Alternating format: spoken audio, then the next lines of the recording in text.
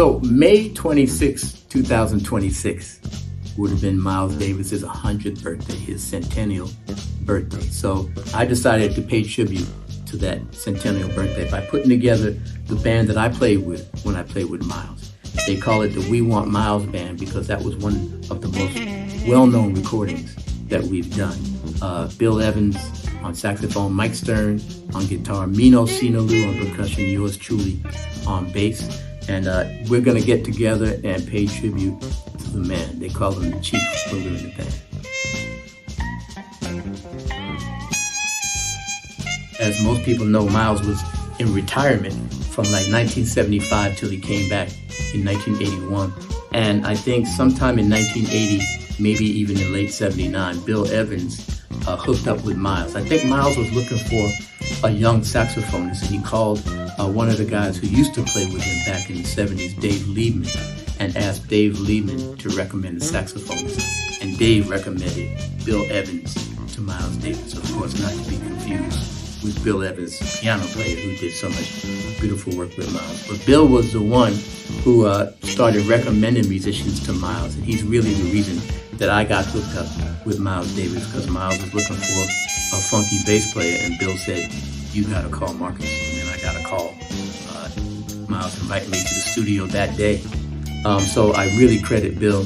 Not just me, Bill had a hand in helping Miles put together his first band, which ended up being called the We Want Miles Band because they recorded our early performances and released it under the title of We Want Miles.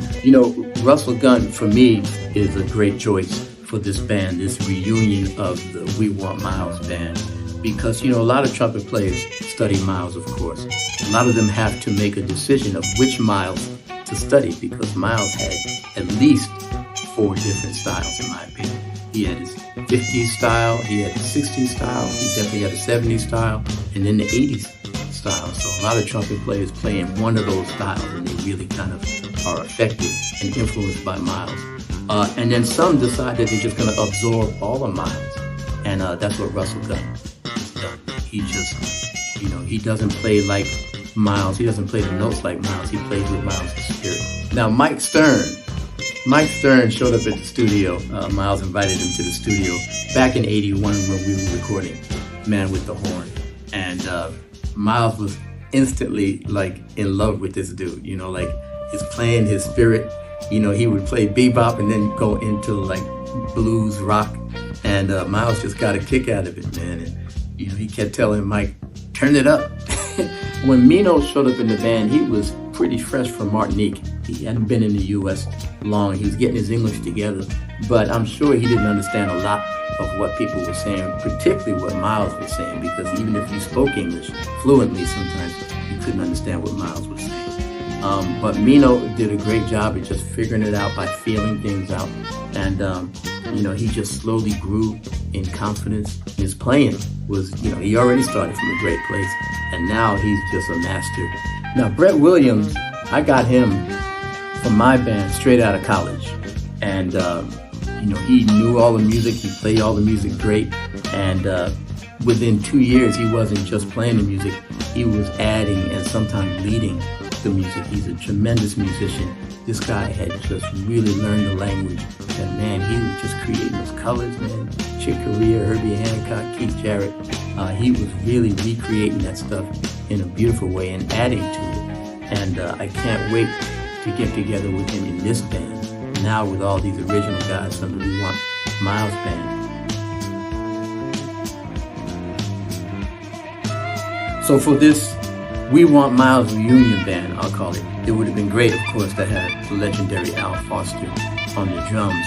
But unfortunately, Al left us a few months ago, so that's not going to be possible. But the drummer who's been playing with me for the last 2 years, his name is Anwar Marshall out of Philadelphia. He was recommended to me by Marcus Gilmore, Roy Haynes' nephew, great drummer himself. And Anwar just came through like a champ, man. I mean, he plays so creatively. He can lay down straight hard funk. He can lay down hip hop beats, and he can swing in the most authentic, creative way.